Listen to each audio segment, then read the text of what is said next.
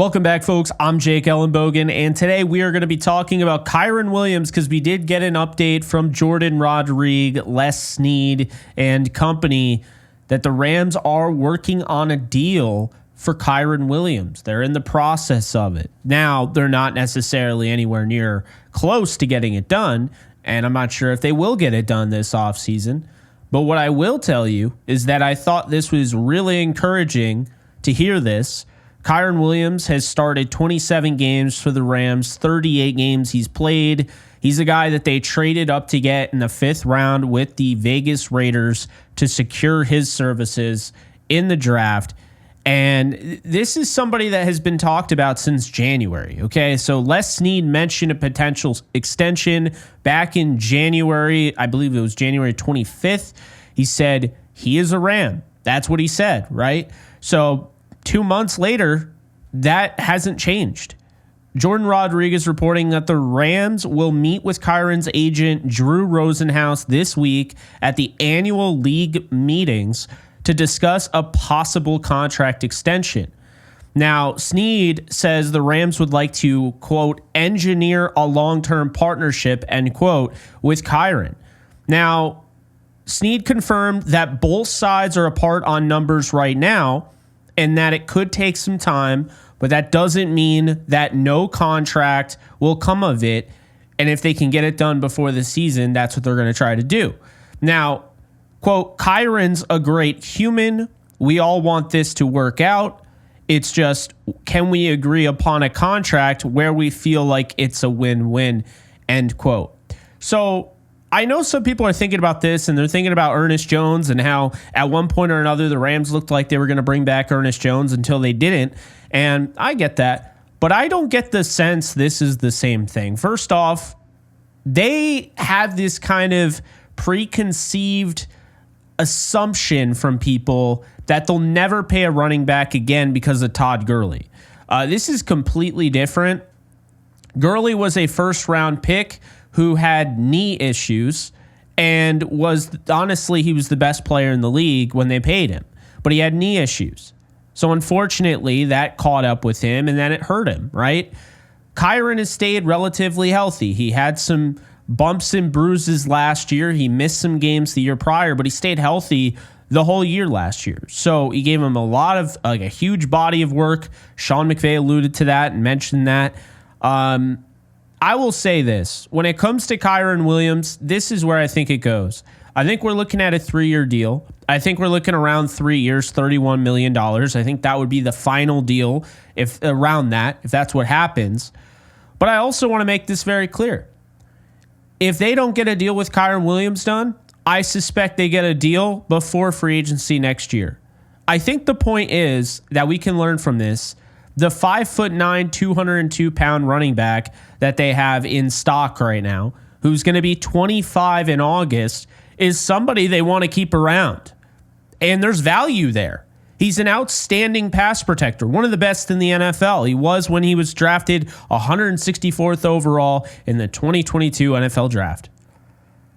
He has 579 carries for 2,582 yards, 26 rushing touchdowns, and 5 receiving touchdowns.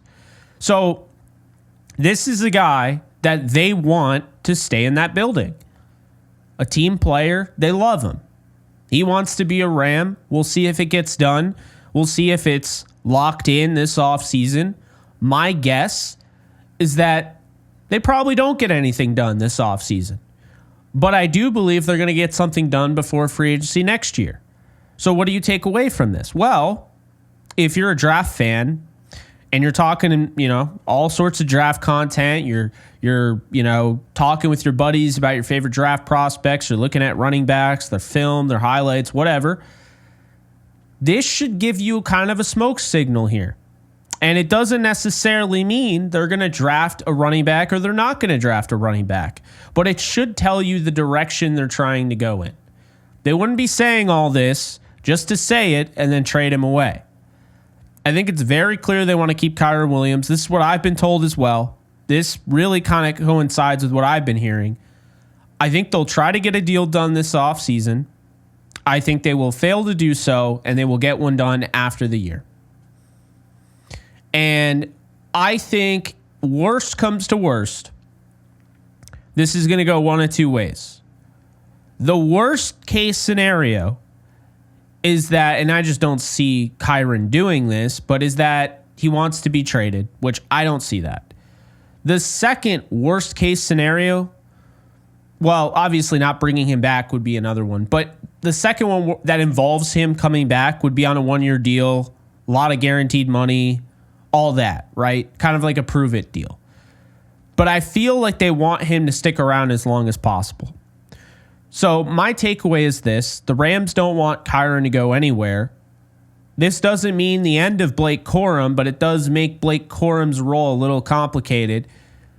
And I do believe that they're going to draft a running back, but I think this takes him out of the equation of drafting maybe an, Omarion Hampton or whatever. Some of you think that, not some of you, but yeah, a decent amount of you were saying that they could trade up and get Ashton Genty if he fell.